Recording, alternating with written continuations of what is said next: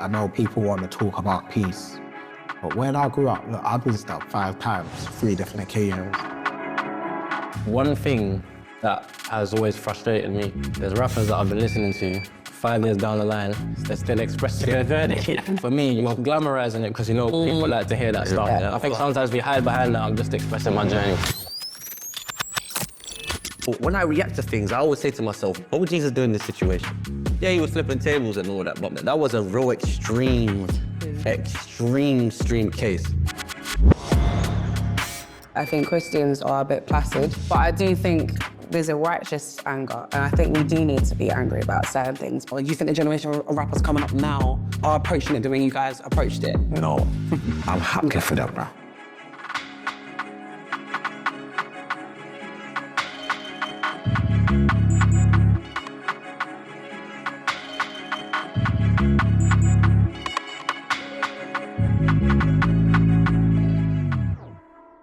So if we're looking at the paradox of hip hop and the violence, but then the peace of Christ and how those two things can coexist with, you've got misogyny, you've got violence, you've got battle rap, you've got beef, but then it's side and side with the peace of Christ. How does that look to us, to people, to listeners? Good question, man. I feel like there's 2 sides to the coin. To some listeners, it's seen as glorifying. Of course, there's people that don't agree with the misogyny, the beef, the badness that's expressed in music. But at the same time, on the other end of the coin, it's a voice for help, Yeah, sure. for expression, and midway to that is like religion, innit? And that's our only form of restoration and hope to get out of our situations. And there's not many mechanisms given to us to get out of these situations. The black culture I've grown up from and seen, I didn't have many options. I tried football, didn't work. Sadly, it doesn't work for a lot of my black brothers. But music was a path that gave that hope. And what I can say really is that faithful God can only make a man a voice louder to try and get out.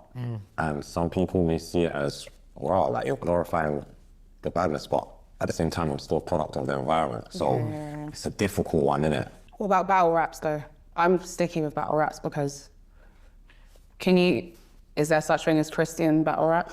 Is that a thing? There's that Matt Ward. There's one youth called is it A Ward. He's from America. I think it's again about the culture. Like, his battle rap crazy in the UK as a whole.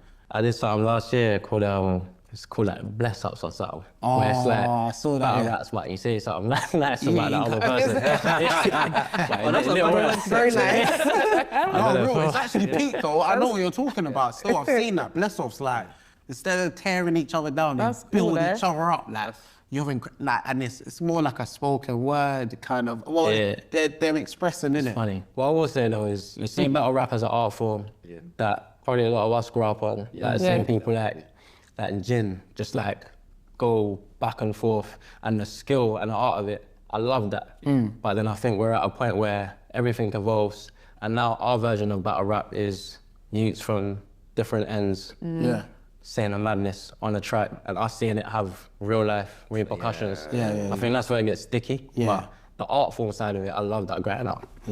Seeing people go out, you know what I'm saying? Don't you think it's always been like sticky? Like, if you want to mention someone from a different ends in your lyrics, like, we could go back as far as Pac and Biggie, innit? East Coast, West Coast. Do you know what I'm saying? It's always been, we've always had that camaraderie and that competition, and it's always spilled over into where it doesn't need to go. But again, that's the human condition. It always has to escalate. Music helps to amplify that. Difficult. Wow, you ain't lying still. I think it's like a paradox. Like, you're talking violence and peace, and to the point where so many people don't even want to get into that topic of like, if you carry faith, if you carry truth, you might not feel comfortable with exploring some of the raw emotions that we all have, if we're being honest, you know what I mean? Like, the marches, the protests keep coming to my head, like, where a lot of people feel kind of skeptical about, you know, the George Floyd, or even more recently, Chris Cabell, who actually went to my school, I remember the raw emotions I was feeling, and I was out on the marches, I was front line, and I was angry. And there was a lot of context to my emotions at that time. But the amount of DMs I got, bro, like of people just questioning, oh, you shouldn't be out on the march. How can you say no justice, no peace? Like as a Christian. Oh, wow. And it was conflicting because I did understand, you know, I serve a Lord that said turn the other cheek, right? But and people that are removed from an immediate situation don't know better. And being on a platform like I have, I need to be conscious of that. And I can hear the professional in me and the Christian in me saying, all right, don't be a stumbling block. Because the anger I did have, bro, was dangerous. Or was it a righteous anger? It was a human anger, if I'm being real. There was a righteous element to it where I feel there had been an injustice. There was a real emotion of saying, you know, Romans says, mourn with those who mourn, weep with those who weep. That's righteous. You get close to your brother that's feeling something. So I think those are godly. However, I was also just going through the motions and publicly doing so. And yeah, I think it was a weird time. I'm thinking back to it, you know what I mean, Carl? I understood that I had to be a man of peace and do better. But I think it's important that people saw those emotions. It was real. You get me? I'm not mashing anything off. I'm not turning on the police officer that wasn't involved in the situation. However, I did look at officers in the eye during that season and I said, bro, your uniform is stained. Part of what historically it represents. And they need to understand that so they have emotional intelligence to navigate with the same community man's a part of. So I'm feeling passionate now because when you think of it, how else are we gonna understand? Language is not just words. It's body language, it's expression, and rap does that as well. So I think, to an extent, maybe we do need to share that. If we don't, then it's mad. I don't know. Like, then man can't feel you, bro. Like, where's that passion coming from? Where's that truth coming from? You're nodding, bro. Yeah, because it's a very. I don't think there's a right or wrong in any of these discussions, but for me, it's like, I live and breathe Jesus. I put Jesus first before my own self. And I feel like that might be a hard thing for people to do, being a human. So when I say that, it's like I say, I live in the spirit. That's how I live. It's like, and it's hard because I come from a place where I put myself first. And I used to want to do things for my own gain, but now where I am in my life, it's like I want to make sure that when people see me, they see a good representation of somebody who's in the kingdom.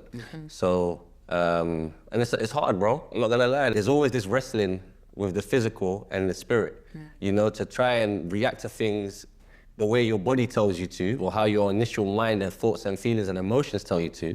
But I always try to catch myself and ask myself, in my next move and what I'm doing, is somebody gonna look at me and then throw negative light on me being a Christian? But on that, you know, even like connecting what both of you have said, the righteous anger versus how you try and be as peaceful as possible. Jesus was a man of peace, right? But he's also a man that flipped tables when he had to. Of course. If you just look at that flipping tables scenario, looking on, you might think, right, that man's moving mad. And I guess my question to chuck out there is, do you think that you trying to be a man of peace communicates the fact that you're so peaceful that it's meek? Because sometimes with Christianity, I feel like it's almost like a walkover religion. Like there's certain other religions where there's like this kind of like bravery and this strength attributed to it. But with Christianity, you can have like a soap, for example, mock a pastor calm, as part of the script. Because no one's gonna say nothing. No one's gonna kick up a fuss because Christians are peaceful. Whereas you wouldn't do that with certain other religions.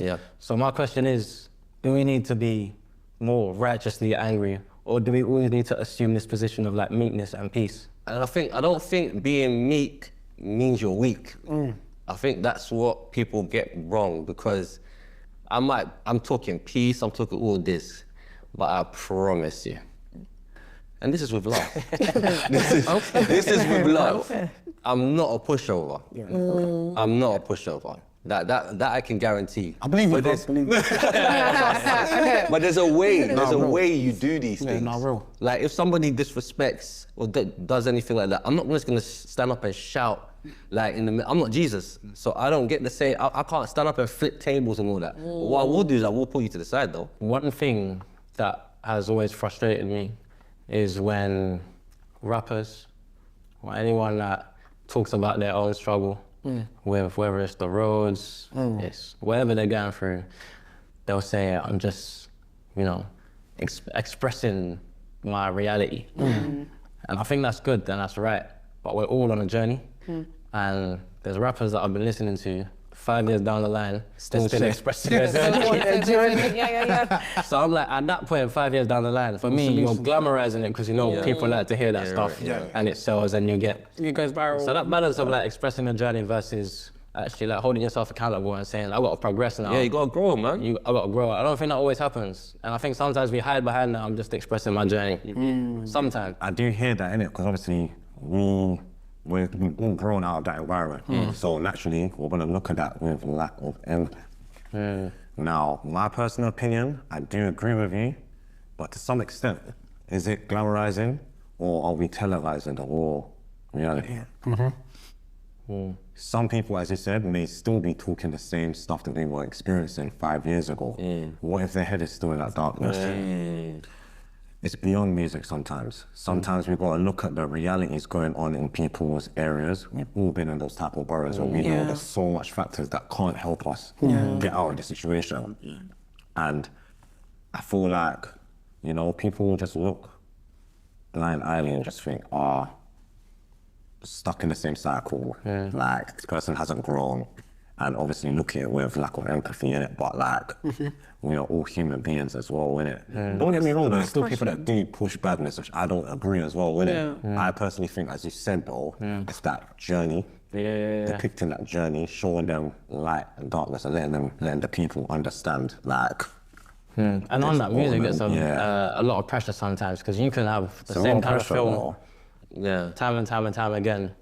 Not the same energy, do you know what I mean? Yeah, bro. But with musicians, there's probably adding pressure to what growing out. So where's the beauty in that?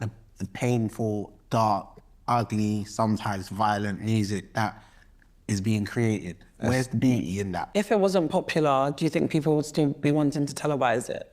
Like, if people weren't getting the money for it and it wasn't... Honestly? Yeah, like if it wasn't popular, would you still want to televise it? I don't think it would have been that case. Okay. I don't think so, That's a real question. I think if it wasn't as popular, people would move on. People would definitely move on. It's like a gamble. Yeah. It's like a gamble of hope. It's like, okay, cool, this is working for a few people.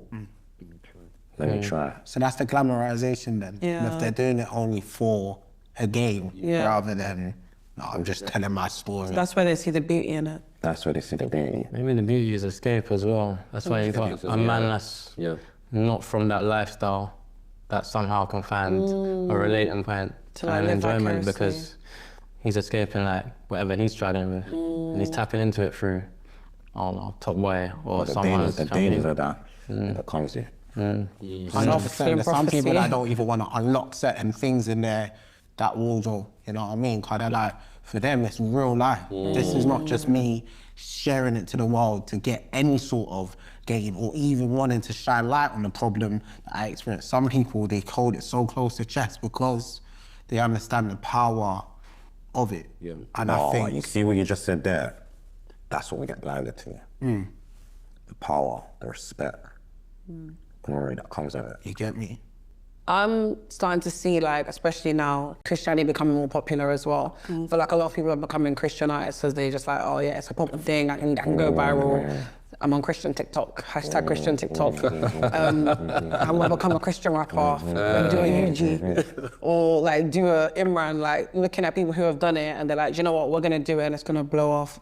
Do you think people are doing it because of they have an actual message to say, or do you think people are doing it because it's a way to get clout, it's a way to get profit?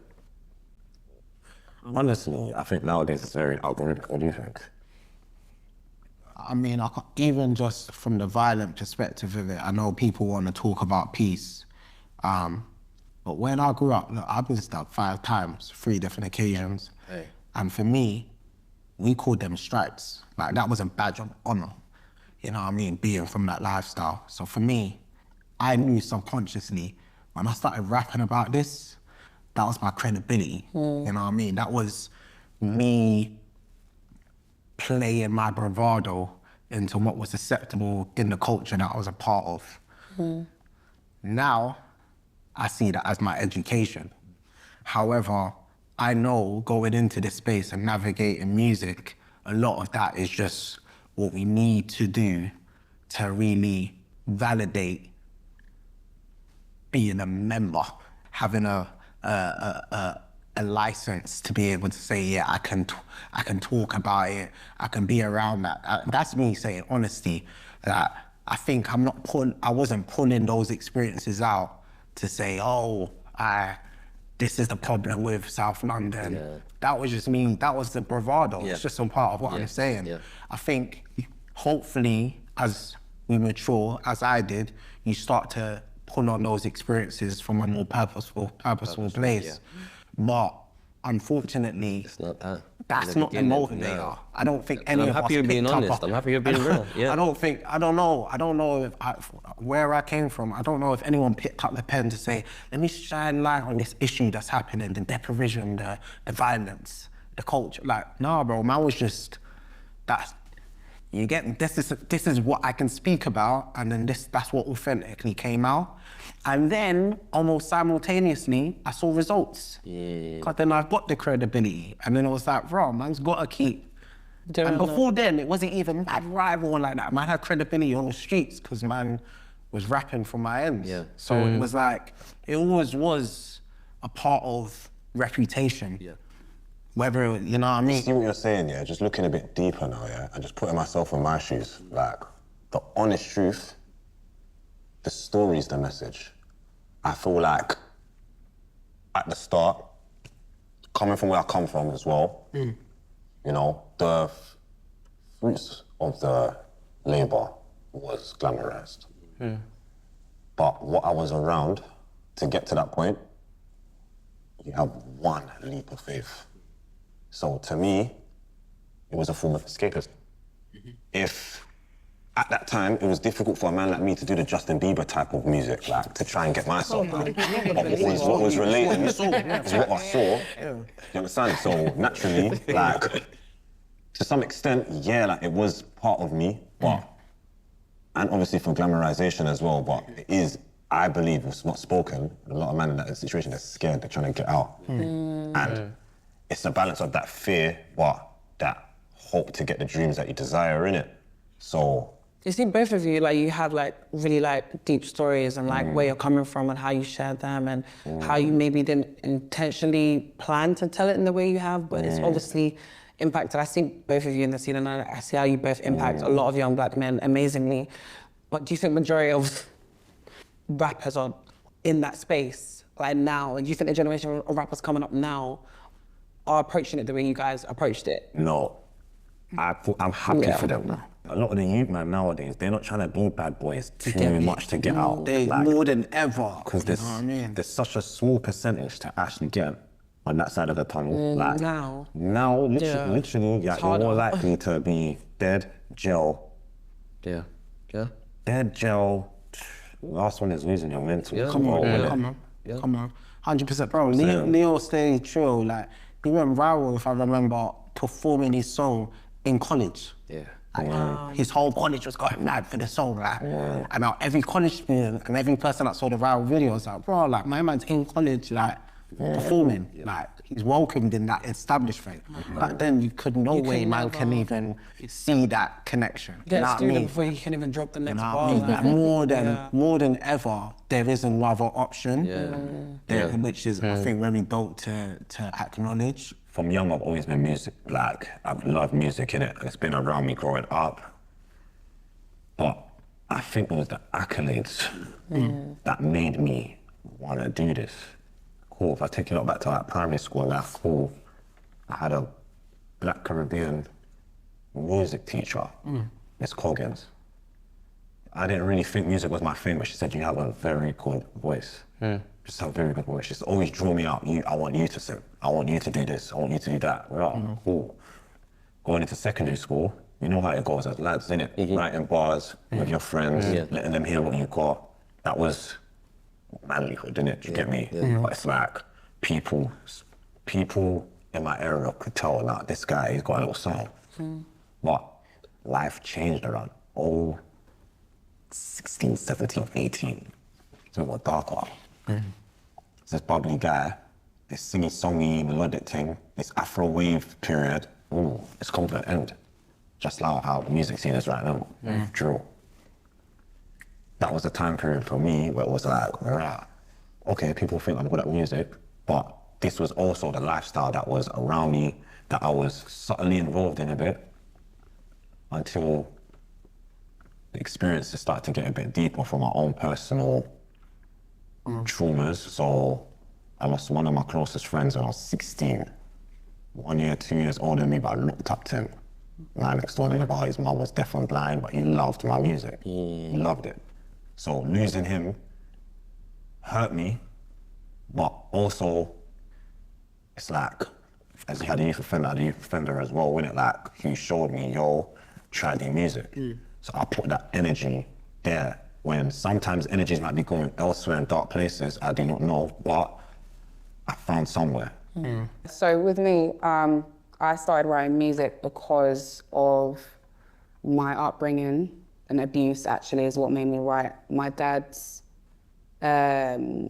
Nigerian, and he grew up with abuse, and then he, I guess, passed on to me. So it's physical, and it was bad most days that I was around him. So I started writing stuff down, and I remember one of the lyrics I wrote, I was like 10, was, he doesn't raise his arms to pray or praise God, but to hit me instead. And from that, I just started writing poetry, and I was listening at the time to Queen Latifah, MC like Lauryn Hill, women specifically who were talking about, I don't know, just being different from the Little Kims or the Foxy Browns. It was a different thing, and I kind of tapped in consciously to recognizing that although I've grown up with parents that are both crazy in their own way, that there is something out there for me past physical abuse, past substance abuse that later ended up taking me like for a couple of years. As I've just grown and going through stuff in life, writing's the only thing that's kind of kept me sane. So I document everything I go through. That's why my music, 2 years later, is about becoming a mother. So I just document what I go through, but yeah. Deyah, Esther, do you think you've had to overcome anything in your careers to get to where you are? What's that journey been like? My sister. My good sister. For me, I think one of the hardest points for me that I had to overcome at the beginning of my career, I was managed by someone like this guy, and he was investing a lot of money into my career at the time, and the promotion and the idea was, you need to sell sex, that's how you're gonna get. You wanna blow? Sell your body, talk about your sensual stuff, like, that's what he was basically pushing. And I was like, I think there was even a time I was like, I'm like trying to get closer to God, like I'm actually thinking to this. He was like, nah, no one's gonna buy it. I was like, yeah, cool, no one's gonna buy it, cool.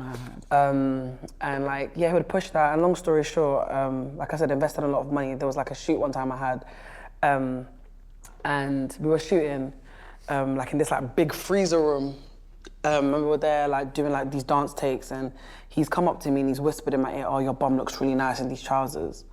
And in that moment, I'm like, this guy just put 15K down for this music video. I've done a crazy press run for this song. Am I really about to flip out? No, I'm not about to do that. I'm about to firm it, and I'm about to just comply. I said very quietly, I was like, that was inappropriate. He was like, all right, guys, yeah, let's run it back, let's keep recording. And I found it funny, the fact that he had to come. He knew it was wrong, because if it wasn't, he wouldn't have had to come. Just said it. He literally stopped the whole thing. He was like, guys, stop, I need to quickly speak to Esther. Here's me thinking he's gonna be like, oh, give energy this next take, you know? Give your best, like, this is your time. no, your bum looks nice in those trousers. And that guy's like, what, 40s, 50s, got kids, married, everything. Massive. And there's so many moments I've had in the music, I'm sure you can relate, like where men are just inappropriate, but you're in a situation where there's something you want from them and they know that you may not be able to get it somewhere else, so you just have to comply. I think more than ever, it feels more challenging to know that's the world that we're in. I think it's easy to kind of try to understand, but when you actually, I think now that I have a little girl, I think, man, like what can I do to actively like break away those stigmas that exist in this place? So yeah, I think it's tough. There's no comparison of being in a studio session or, you know, at a music video and feeling challenged in such a way. So I can't relate, you know what I mean? I remember when I got married, my manager at the time was so angry that I got married because he'd said that you're no longer going to be appealing to the single men out there. Is that why I do it? Imagine. Like, and when I had my first child, when I found out I was pregnant, bearing in mind we were told we couldn't have children, so it was a massive blessing. He called me and dropped me straight away and took the money that we'd earned because I was pregnant. And so even just as a woman trying to navigate the industry, crazy, and keep pregnancy a secret because people are, I can't work with you because of this, or I can't work with you because you're going to go off for however many months. And so even just that in itself is really difficult as a woman. That's outrageous because it's not even true as well, because my favourite artist over the last couple of years is Cleo Soul, and I got into her because of an album called Mother. So it's not even true. The thing about it is we got to speak up more, do you understand? And then not like brush it under the carpet. I can be honest and say like how I was in the past. I might have been a part of this, you know, problem, do you understand? But the day my eyes really opened and I became somebody who was really aware, first is that guilt that hits you. It's that raw, like, have I really, how's my actions affected somebody out there who, you know, a woman out there who is probably carrying the pain of what I've said to her. This is one of the first things I did when I got saved. I had to apologize to a couple of women that I had interactions with, because I said to myself, there's no way I can move forward knowing that I've caused like heartbreak or thing because I was living a certain lifestyle that I was only thinking about myself. So I sent really long messages to people and I said, listen, I just want to apologize for how I was in the past. I don't think it was right for me to be that way. And, you know, I just want to ask for forgiveness and that I hope that I didn't cause you, you know, too much trauma, too much pain and all of this stuff. But in moving forward, I'm very, very, very aware now. Like, and I look at everything going on, and I don't have no problem telling a man about himself if I feel like what he's doing or what he's saying is wrong, even down to my own boys. So now they might not want to tell me things because I'm going to check them. Do you understand? I'm going to check you about how you're living and what you're doing and making sure you're aware that your actions have consequences. Do you understand? Especially my Playboy friends, the ones who, I'm not G'ing nobody up, but let's be real. They got women, but they're still out there doing what they're doing. That's a question that we spoke about. Yeah. Obviously, you're a bit older than me as well. Yeah. What's your view on all of that promiscuity? It's not good. Let's be real. Move on to the next topic. Yeah, it's not good. That's the reality of like, emptiness that you feel. Yeah, and that's because you're trying to feel, you're trying to run away. You're doing things that it's not the spirit. The way that God created us, we have spirit. Like a spirit in us, right? And our spirit, we're supposed to feed the spirit with good things, with things that bring back goodness for us. But a lot of us spend a lot of time doing nonsense. Do you understand? And then you get to a stage like where I was at, where it's like, you've had everything you think you would have made you feel good, but you end up in a situation where you're feeling empty because those things genuinely weren't good for your spirit. I mean, trauma is one of the most unfortunate realities that bond us, you know, pain, suffering, grief. These are harsh realities, and I think music perpetuates effectively these things that people love to draw on. And I think it's, so to the average creator, they can find, I think, more strength from either sharing their own or even fabricating to try to, you know, fishhook the consumer that is trying to find that outlet. But nonetheless, I think love always wins. Love.